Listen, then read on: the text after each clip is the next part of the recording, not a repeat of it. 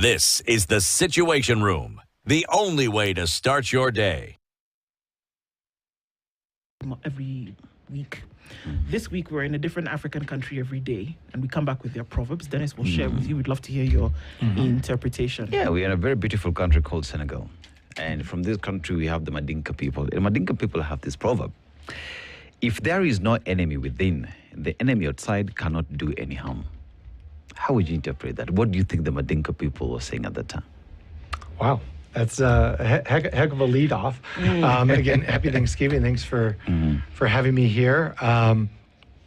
Yeah, that's a good lead. I think, what we're looking at here in Senegal or here in Kenya is all about partnership and how to combat those enemies, how to combat those forces, and to kind of create these partnerships that are partnerships for good, partnerships for mutual prosperity, partnerships that will not just benefit one country, and that's really what we believe at the mission is important. Yeah. Straight into the fire. For sure. Right into it. Right. So, I mean, let's look into what Kenya is and where it stands with the U.S. in terms of its relations over time. I mean, for a while, it has been that the relations between both countries have been, amicable. They've been good. There's been the development agenda, and if anything has happened, Kenya has fallen into a situation that has affected other countries as well, and not just Kenya. So it wouldn't be that there has been any kind of animosity really between the two nations. How would you describe that relationship today, 2025, into a Trump administration for the second time in a go, and where Kenya is today? No, I think this administration is picking up right where it left off in 2020 in terms of a strong relationship.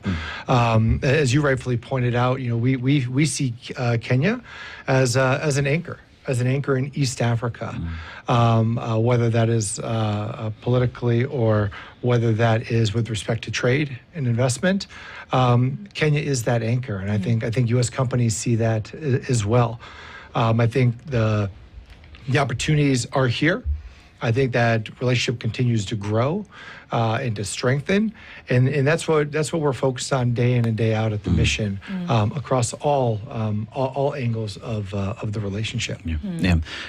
When you look about the two countries, so you look at trade, the AGOA Pact that expired in September. You'd also look at collaborations that have been there between Kenya in terms of security, and you'd look at intelligence that the United States has been giving Kenya, especially in the fight against terrorism with the Al-Shabaab militia. And one would say that that is collaboration that has existed over time. And moving into the future, are there any other wiggling room for Kenya and U.S. to continue collaborating, especially on immigration, perhaps? Yeah, I mean, when you're talking about immigration, you're talking about visas, you're talking about that process. We still have over 4,500 Kenyans studying in the United States. And we're looking to continue that forward. But, that, as you rightfully pointed out, that relationship is cross-cutting. It's not just trade, it's not just security, it's not just healthcare. Sure, as we always say, when there's an elephant in the room, you introduce it. Yeah. And so, you brought up AGOA expiring. Yeah. Certainly, the White House has indicated that they are supportive of a short-term reauthorization of AGOA, and now that sits with Congress. But to me, AGOA doesn't define the trade investment relationship. In fact, we're working, if you look at, obviously we have tariffs globally and what that framework is looking like. There's a reason why Kenya is at that baseline of 10%. Unlike others on the continent, in West Africa, or even in Southeast Asia, where some of the largest competitors are sitting, some as high as 46%. There's a reason, is because of the strength of the partnership here between our two countries. But in addition to that, there are other ways that U.S. companies are working to find those workarounds as well. There's an executive order that came out that with respect to the tariffs, that if you increase the U.S. inputs for, say, textile and apparel, to utilizing maybe U.S. cotton for products that are going to the U.S., you can then take that and reduce, actually, what that effective tariff rate is. You also have the announcement recently on the reduction of tariffs on coffee and tea. So those are the main bloodlines here of our mutual trade relationship. Right. One of the biggest issues for African nations, and of course because we're talking Kenya, US, is the issue around value addition to product. Yep. That we see products coming out of African countries going and coming back and then being sold on this soil. Where would you think, or where would you see that there would be support for African nations? And again, let's use Kenya as an example, because we also know, Ryan, that it is absolutely impossible to develop economically until and unless you are selling what you have manufactured for profit. Yep. Not possible. You won't be able to do it unless you're making and selling, right? Yeah. We have a lot of the world's raw resources. But the problem has often been that we either don't add value to it and so we can't sell it, or that we have not put in the proper things in place to make sure that that can happen. But it seems as though from a disadvantaged point of view, that people will then take up the raw resource and then go and use it somewhere else. Yeah. There are many examples of that. Gold that's coming out of the western part of the country, coffee, tea. I mean, take your pick. Yeah. So where would that support come? If truly there was support for this to happen, perhaps it would be then, shouldn't the support come in where the value can be added so that you can actually sell at a higher profit? Yeah, I think that's spot on, and that is a part of what we're looking to do to kind of strengthen that, to not have it just be extraction based. Whether you're coffee, how do you create the relationship to do the processing, the roasting here? Where you're talking textile and apparels. Okay, how do you bring in U.S. cotton to create that added value, to have the bulk of that work done here, creating those jobs for Kenyans? Yesterday, the chargé d'affaires, Susan Burns, was just at the opening of the new Mars Wrigley plant. And a lot of those additions for that, flavorings, that type of stuff, is coming from the U.S. to come in here, so that manufacturing is done here, and it's creating those jobs within the country. And so that is, in other projects, that is a key driver of this relationship. And then I think that is beyond just a transaction. I think the way that we look at it as well is U.S. companies, I would say U.S. companies are some of our best diplomats. Because they hire locally, they develop locally, they train locally, and they create those higher paying jobs. Whether we're talking about the tech sector, whether we're talking about like companies like Caterpillar that literally helped build this country. They've been here for over 100 years. Whether you're talking about the launch of Uber Safari, there are many times where riding alongside rhinos is part of the digital economy. And this is the only place that they're doing it. And it's because of that relationship and because of the strength of the Kenyan economy, the Kenyan people, educated, driven, innovative. And that's where we're looking to how can we work better to help add that value here to create the jobs that the Kenyans are looking for. Right. For a very long time, there has been conversations in the country on FDI, foreign direct investment in the country, and that would call into the government putting in place policies that would make that easy for these investments to come into the country. And one would just look at, like in the value addition that Ndu is talking about in resources that we have in the country, and one would look at what the government is doing. So the government is working to to put in place policies and invite investors into the country. You talk about tech, Microsoft is here. You talk about ILRI and investments into research in healthcare and livestock production and all that. Are we looking into these scaling up even further, just so we have more manufacturing plants into the country from American investors? Yeah, I mean, I think that is a part of the conversation. If you look at what took place in partnership with the U.S. Chamber of Commerce on the margins of UNGA. It was how do you showcase what Kenya has to offer. There were a number of programs that AmCham and Can Invest put on the margins of UNGA, whether it's on apparel, whether it's on BPO, whether it's on the tech side, because I think that's an important angle as well, because the way, again, we look at Kenya as the hub and spoke model. You come to Kenya because you're going to want to then grow your business here in Kenya and then export to the region. And so that opportunity is there, and that's something that we continue to look for and to work with. Coca-Cola, there are 2 plants that are here. Again, Mars Wrigley, Del Monte, in addition to the Googles, Microsofts, Oracles, Ciscos, Meta, Ubers that are all here as well. And so it's such a diverse relationship that's not defined even by one sector. But you're looking at healthcare like GE Healthcare, Medtronic, and what they continue to do in the public and private healthcare system.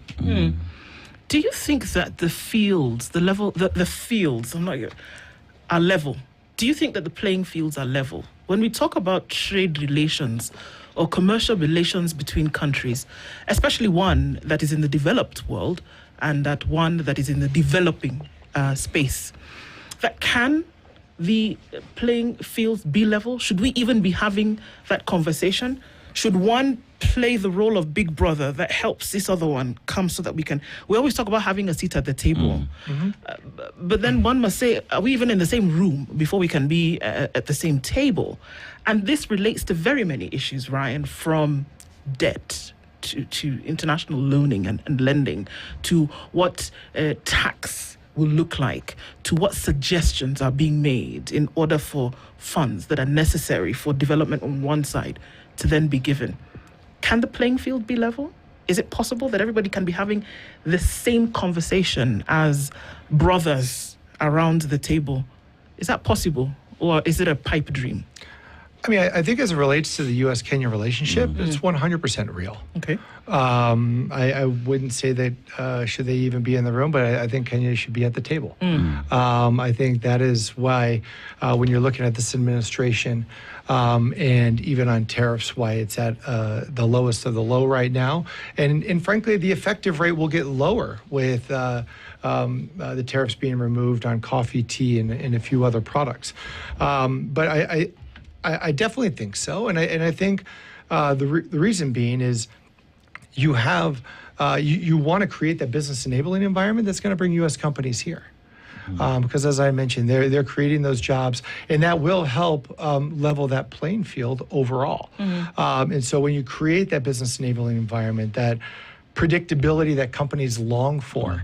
At the end of the day, and that's what Kenya does offer, and that's why you see the strength of AmCham. That's why you see the strength of U.S.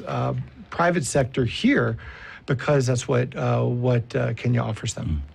See, when you talk about development economies that do well, for investment to come, one thing is critical, and that is security. And U.S. is big on security, on how it's protecting its borders.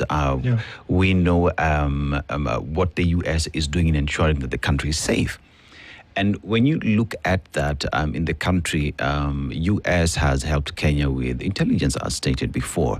But then again, there has also been the aspect of geopolitics and global positions, and Africa needing a space and a seat at the Security Council. President William Ruto has pushed a lot to move and ensure that Africa has at least 2 seats, right? And with that, one would hope that developed nations, the U.S., would hold African countries to ensure that they have that seat. Is it about time that these are conversations that were held and that Africa has that seat to also have a say? No, I mean, as it relates to, as you had said, the development of a country, the development of economy and a workforce, I think, Kenya is right in the mix, and that's just evident by U.S. by U.S.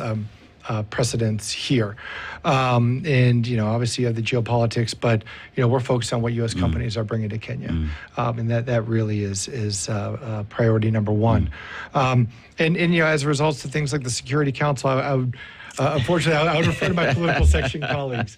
I'm the deals guy, I'm the tariffs guy. But I'll refer to those folks there and our folks at the U.S. mission to the UN that are here at that as they continue to navigate what that looks like in this political climate. Do you think the financial architecture that does exist at the moment in terms of where African countries do exist, Kenya, for example, that it has been created or designed to make African countries not move pretty much, and that there is need to change that? And if that is a way to go, then how should both developed countries, multinational organizations, financial institutions, and African governments work together to ensure that it is structured such that both sides do win? No, exactly. I think, on a lot of these topics here, especially as we're talking aid, we're talking about, debt. Yeah. We're talking about those long-term projects. I think the way of public-private partnerships is key. Public-private partnerships ensures that the private sector has a say in it and that they're creating projects that are viable, that are economically viable, and all the burden doesn't necessarily rely on the books of the government. And those are, I think, super important opportunities. And obviously, you have your big, large infrastructures. You have potential airport projects, rail projects, but you also have it in the healthcare space. GE, right after I arrived here at the end of July, GE Healthcare held a program with President Ruto for CT scanners. And those are done under a public-private partnership model. So the upfront cost isn't there, but it enables the public to have access to top-of-the-line technology when they go to a public hospital. And they don't necessarily have to go towards a private hospital for that in the rural areas. And that's key. And that creates that environment to ensure that people are getting the best care, using the best technologies, while making sure that it's not kind of a debt diplomacy type of approach. I look at the ways in which the U.S. developed from, when the first pilgrims landed on Plymouth Rock. And all the way through towards the gold rush in the 40s. And then after that, when industrialization, even after the Great Depression and all of these things that happened, one of the things that the U.S. also did to an extent was be insular and protectionist about local industry and making sure that resources that were available remained inside. We see that kind of the same thing is happening in the Trump administration with, again, the nationalism of things coming to bear. And that's how the US relates with everybody else. It's nationalist first.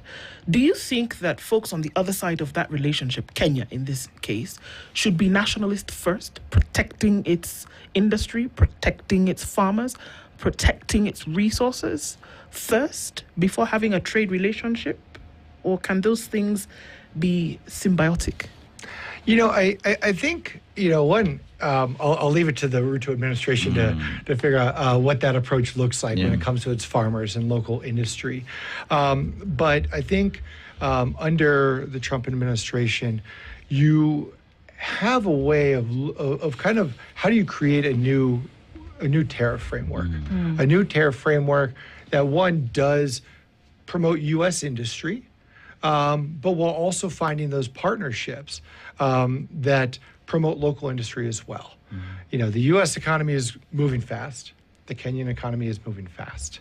But as the proverb goes, if you want to go fast, you go alone. But if you want to go far, you go together. And that's why I think this opportunity is here for us to go fast and far together.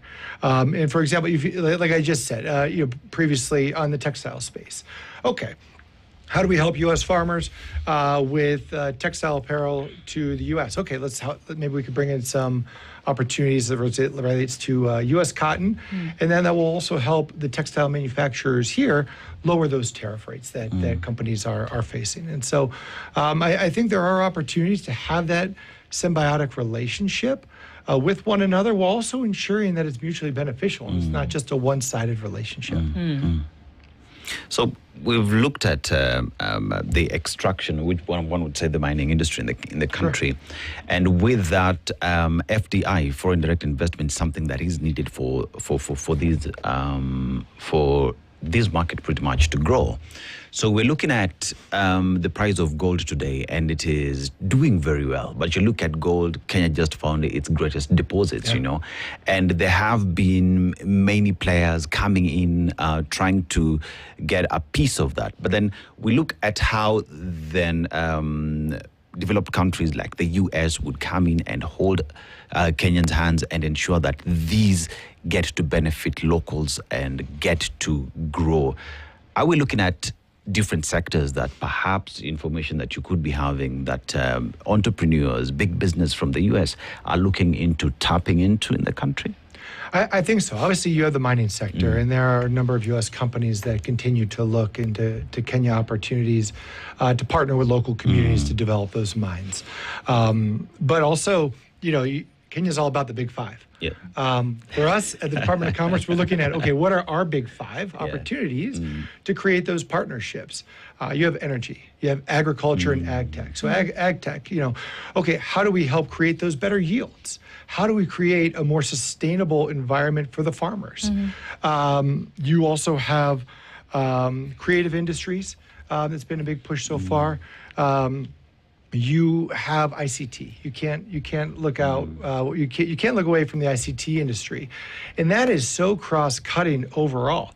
How do you provide better government services? Utilizing AI, utilizing cybersecurity frameworks. How do you create the jobs that Kenyans are looking for, utilizing artificial intelligence? And as part of that, how do you bring in that technology? Now, one of the most surprising things when I moved here just a few months ago was learning that Kenyans are one of the #1 users in the world of ChatGPT. That's incredible. And that just speaks to who Kenyans are and the Kenyan population of embracing those technologies to create startups, to boost their entrepreneurial dreams. And so we're trying to see how we could bring in that technology to do that. And how we can bring in that technology to bring better services, better programs, and more efficient programs, and more efficiencies for the Kenyan population. Okay, so how do you see a future where, just looking at the last couple of weeks, there's been an intense, at least public expression of wanting Kenya to get, I don't like using the first world and second world anymore. Getting to the place where it will be developed. That's a conversation that's coming very clearly from the president of Kenya at the moment, and folks are being asked to latch onto that dream. How would you, in just thinking about how that relationship might then move towards that future aspiration, that certain things need to be done in the interim for that to happen? How would you envisage that? And where would you see the U.S. in that relationship whereby this dream, by hook or by crook, must then be realized? Yeah, I mean, look, before Kenya, I was in Central America, in San Jose, Costa Rica. Before that, I was in Ho Chi Minh City, Vietnam. And before that, I was in Singapore. And there are a lot of similarities of the role that Kenya plays here in East Africa as what you see in Singapore or Costa Rica and Central America from a safety, security, economic standpoint. And I think what U.S. companies look for is a sound business enabling environment that's founded on democracy and transparency. And I think those opportunities are there. If they weren't there, then we wouldn't have the presence of U.S. organizations that we do today. I think there are opportunities to continue the development of the country's infrastructure with U.S. and like-minded partners as well. Because how can we work across the scheme with our partners and our allies, and how can we do better to ensure that Kenya remains on this path of 5% plus GDP growth that it's been on for quite some time. That's also incredible in and of itself, the sustained GDP growth of the country. That's not something that you see globally as well. Yeah. You've mentioned that for proper investment to be there, there has to be a basis of democracy that is really important and key. Yep. And we look at some of the biggest sectors in the country today. You talk about tech and how Kenyans consume tech. Yes, we're doing well. We're doing well, you know. And also just the innovation. You talk about M-Pesa today, and it's a global leader on finance. And you look at technology transfer and the need of that even being scaled higher in Kenya and in the continent. So how are we approaching that, just so we don't speak about the innovations that have existed before, but Kenya continues to scale forward and further moving forward, while noting that for that to happen, there is proper foundation of democracy. How do we balance that, and how do we make that work? No, I mean, you have the foundation. The foundation is here. If the foundation wasn't here, you wouldn't have an M-Pesa. You have other countries, other markets clamoring to have an M-Pesa. Yes. I mean, it's incredible the work that M-Pesa does, and it opens up for all of us here and for the local community. And so I think it's as I said before, U.S. businesses are our best diplomats. Yes. U.S. companies will go to the government and say, okay, these are what we need, or this is the structure of an SEZ in order to create that business enabling environment, where Kenyans aren't necessarily trying to create the next Oracle or Meta or Cisco, but they're using those technologies and those platforms to create Kenya's next unicorn, to create Kenya's next M-Pesa, to grow those jobs here and to create that environment where Kenyans are able to get the jobs that they want to have. I want to imagine a situation where so we see what happened decades ago happening today in terms of world dominance, and looking at geopolitics of the day. It's very clear who, the powers that be are. Our relationships, when we look at trade relationships, true in form as trade relationships, or are they, battles between country to country for world dominance? We can't run away from that impression that plays on the minds of many people that, okay, is the U.S. really interested in fostering trade with Kenya? Or is the U.S. having a relationship with Kenya to then dominate the space and fight off what would be from the East, China? No, the U.S. is committed to Kenya. I think I'll say that unequivocally. If you look at our trade relationship, both countries, for the U.S. is Kenya's #2 export market, and the U.S. is Kenya's #6 or 7 import market. So that equal relationship is there. It is not a one-sided transaction. About $1.5 billion of trade in 2024. And honestly, it's just a fraction of that created a surplus for the U.S. And so that relationship is equal. It is not a one-sided transaction. And that is what I think we pride ourselves on, is that it's not a transactional relationship, but it is one built on shared values. It is one built on creating opportunities for both countries. And that's just evident by the private sector here. And where it is not an extractive relationship, it is not a transaction, you buy this, I'll buy that. But that's why you have the presence of the private sector that we do. And that commitment is here. I know kind of the other elephant in the room, USAID. Yes. That's always the one, and I'm sure that might have been on your list. It was coming. So I'll just say right off the bat, as a respect to USAID, we are working, and by we, people much higher level than me, of what a new framework agreement looks like. The U.S. the largest donor in the healthcare industry, more than $7 billion. CDC's been here since 1979. So we're not going anywhere in the healthcare space.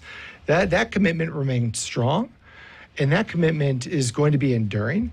And so there's a new framework agreement that helps try to create, as you had said, how do you get Kenya to this being a developed market, in a self-sustaining market, and that is what this new framework agreement that our charge is hoping to announce in the near future will outline. Right. It will outline that on the health. We're not abandoning Kenya. We're not abandoning the healthcare sector, but we're here to find a new framework to partner with the government to create private sector-led initiatives and modernization as well, but also to ensure that things continue to flow that will save the lives of Kenyans. Whereas I push and insist on autocracy when it comes to how nations develop, that you must then be able to, at the very least, take care of your sick.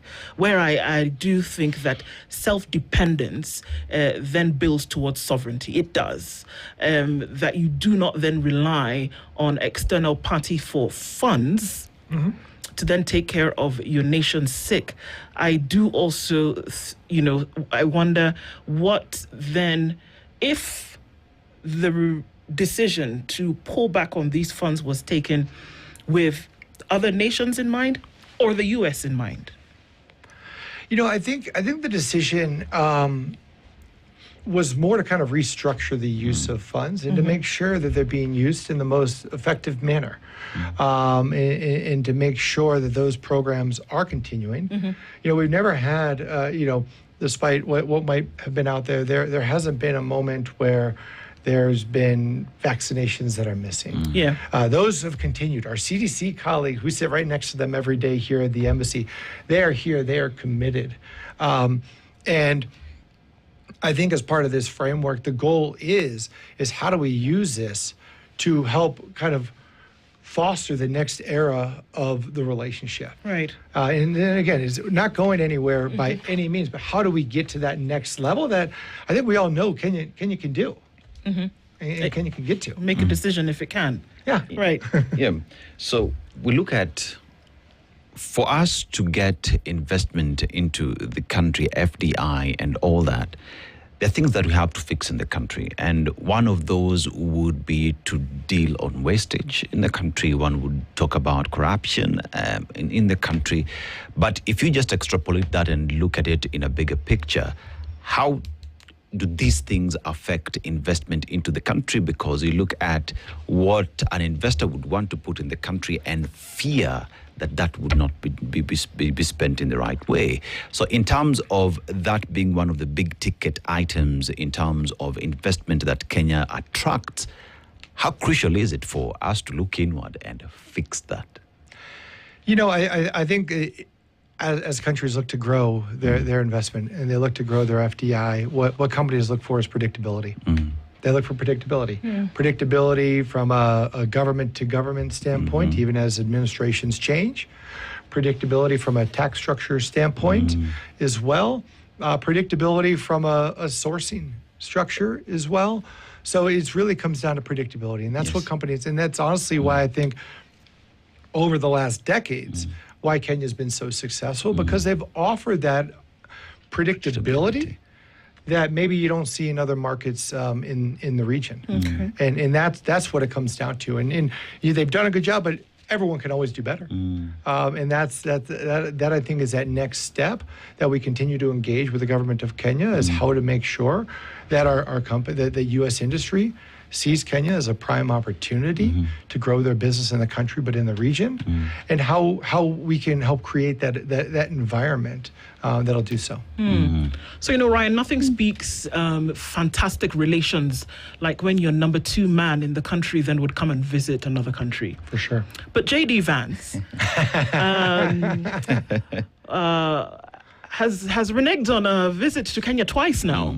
Maybe reneged is not the right word, but has cancelled his plans to visit Kenya twice now. Is there a reason for that, the true reason, as opposed to busy schedules or other things?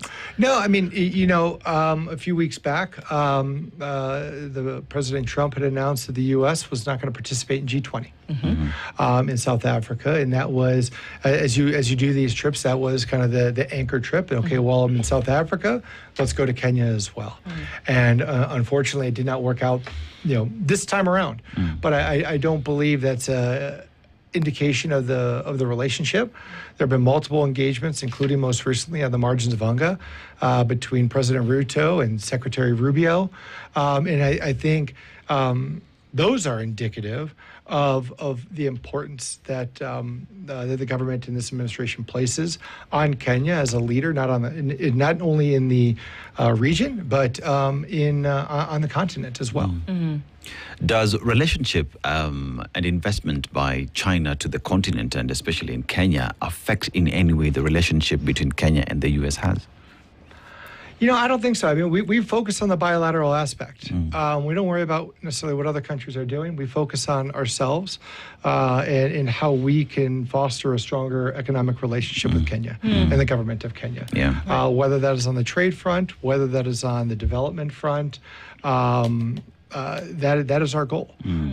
Is how do we bring the best technology into Kenya? How do we bring the best projects to the Kenyans? And how do we create that mutually beneficial relationship so it's not one-sided, whether it's on trade or on development? But we are developing the local workforce. We're helping build skills. We're helping kind of create those jobs. Right. So I want to go back to the G20 just a minute. That we know what it does is that there are groups of countries who are coming together to discuss development, to discuss economies, to discuss world trade and all of this. Why would the US not want to attend that? You'd have to ask our team in South Africa on that one, or back in Washington, D.C. As for me, I'm focusing on how we can bring in more U.S. government support, more U.S. government partnership for the Kenyans. Okay. So looking at, again, coming back to future and then looking into relationships with Kenya going forward, what would be the key sectors? I mean, we talked about trade, obviously, but what are key sectors that there would be this buddying up on moving into the future? Whether you look at 2055, which is another year that has then been put out there in terms of the Development Index agenda for Kenya, what are some areas whereby you see this partnership really living through? Yeah. I mean, as I mentioned, our big five, ICT, the digital economy. How do you leverage ICT opportunities for a country in a workforce and a young population that knows how to leverage it? And how do we create those opportunities to leverage it for good? Energy. How do we capitalize on the fact that Kenya's energy grid is 90% renewable energy? Yes. How do we capitalize that? How do we make that better? How do we help with the transmission of that to make sure that energy is getting to the right places and the places that need it the most? But that same energy is needed on the ICT sector. You want to bring in data centers and AI, we got to make sure that the energy is there as well. Ag tech, the backbone of the economy, the historical backbone of the economy, the agriculture sector. Yeah. And when we say ag tech, how do we create those, bring in the technology to conserve water with respect to irrigation systems, provide those higher yields. Healthcare, as I had mentioned, how do we make sure that we're continuing forward and taking care of the Kenyan population and making sure that in the public and private sector hospitals, they have access to the health care, but more importantly, the technology that we know that are going to be provide the best outcomes. And then infrastructure. Every country can use some partnership on infrastructure. So the Nairobi-Mombasa Expressway. Airport developments. How can we bring in the U.S. companies under public-private partnerships on the infrastructure side of the house? Whether it's on technical assistance, whether that's on feasibility studies, whether that is on pilot projects. Those are just some of the tools that are out there that probably don't get talked up enough, that the U.S. government continues to engage with. To offer the public and private sector. Yeah. If you look at the ICT sector in the country, the other day we had a discussion on how Kenya needs to add more power for us to be able to host our data centers. And with that, if you combine those two, then there is need for technology to be employed. And you look at the sun that we have, renewable energy, and one would say we're lagging behind because we're not tapping into that.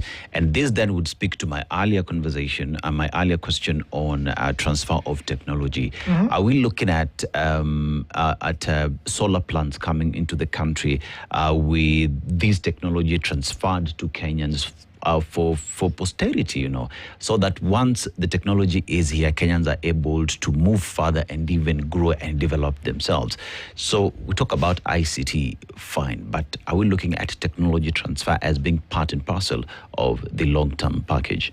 Yeah, I think so. And again, I think that feeds back into mutually beneficial relationships. And that's what will make this successful. On the energy side, you have geothermal. Yeah. You have your solar. You have a number of different opportunities, but also you have your battery storage.